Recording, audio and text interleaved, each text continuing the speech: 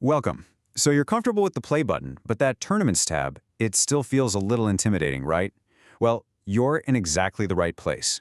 Today, we're going to pull back the curtain and break down how you can go from playing casual games to diving headfirst into the competitive world of chess.com tournaments. Okay, let's kick things off with what is probably the single most important piece of advice you're going to hear. Think of it as exposure therapy. Seriously. Your goal in your first event isn't to win. The goal is to build up your competitive stamina, to get used to playing under pressure. You're training your brain to focus when it really counts. So why even bother? Why leave the comfort of just hitting play and getting a random opponent? Well, there's one massive reason, and I promise you, it is the single fastest way to get better at chess. Tournaments force you to play what I like to call consequential chess. Think about it. In a random game, a loss doesn't really mean much. You just start a new one. But here, every single half point matters for your final ranking. That pressure completely changes how you play. It mimics a real over-the-board tournament and builds your clutch factor, that ability to find the best move when everything is on the line. All right, let's jump into the most common format you're going to see, the arena. Just think of this as the high-octane, pedal-to-the-metal version of online chess. It's all about playing fast, playing a lot of games, and building momentum. The whole concept is pretty simple. There's a timer for the entire event, let's say 30 minutes. Your job is to score as many points as you can before that clock hits 0. And here's the key. As soon as your game is over, boom, you're immediately back in the pairing pool for the next one. That means the faster you play, the more games you can squeeze in. And this introduces a really fascinating strategic question you won't find anywhere else. Is it better to grind out a tough 15-minute victory? Or is it actually better for your final score to lose quickly in 2 minutes? Sometimes, taking the quick loss gets you back in the action faster, ready to start a new game and score more points overall. It's a wild concept. Okay, now let's talk scoring. On the surface, it's straightforward. A win gets you 2 points, a draw gets you 1. Simple enough. But that is not the whole story. The real secret to climbing that leaderboard is all about the streak bonus. And here's the crucial part. After you win one game, your second win in a row is worth 3 points.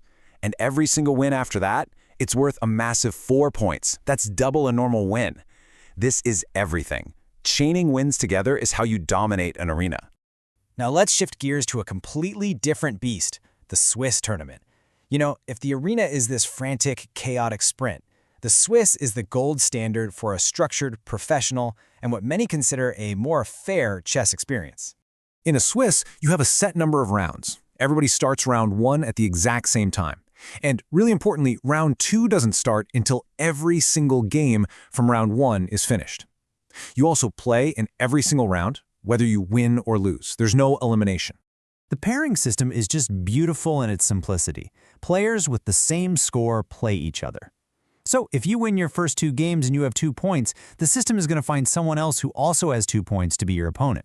This means the competition naturally gets tougher as you win, matching your performance level.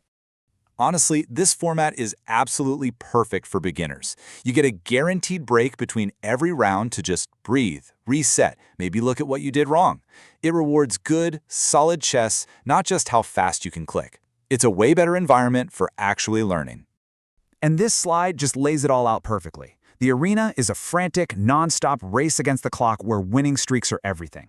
The Swiss is this deliberate, structured competition where your final score over a fixed number of rounds is the only thing that matters. One's a sprint, the other is a carefully paced race. All right, on to our third and final format. This one is for anyone who finds that ticking clock just a little bit stressful. Let's talk about daily chess tournaments. This is the ultimate long game. This is basically correspondence chess, but for the digital age. You can have anywhere from 1 full day to 2 weeks to make a single move. These tournaments are set up in small groups where you play everyone, kind of like a World Cup group stage, and only the top players advance.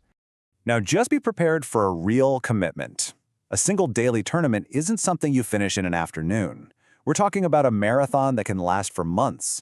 But because of that, it's an amazing way to practice really deep calculation and get to know a position inside and out with 0 time pressure. Now, this is a super important detail. In daily chess, you are allowed to use the analysis board. You can move the pieces around, explore different variations, and see where they lead. It's a fantastic learning tool.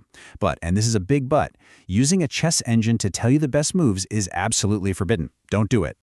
Okay, you're almost ready. Before you go and click that Join button, let's quickly run through the 3 most common mistakes we see beginners make, just so you can avoid them completely. First, in a Swiss tournament, please use your time. There is 0 bonus for finishing your game early. Second, in an arena, if you just had a brutal loss, take a 30-second break. Don't just instantly jump back in while you're frustrated. That's called tilting. And finally, you have to understand that in a Swiss, who you play against matters because of something called tiebreaks.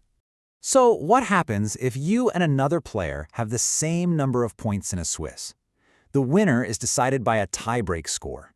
The easiest way to think about this is strength of schedule. It just means that beating opponents who did really well in the tournament gives you a better tiebreak score than beating opponents who had a rough day. And that's pretty much it. You now have the full map of the Chess.com tournament world.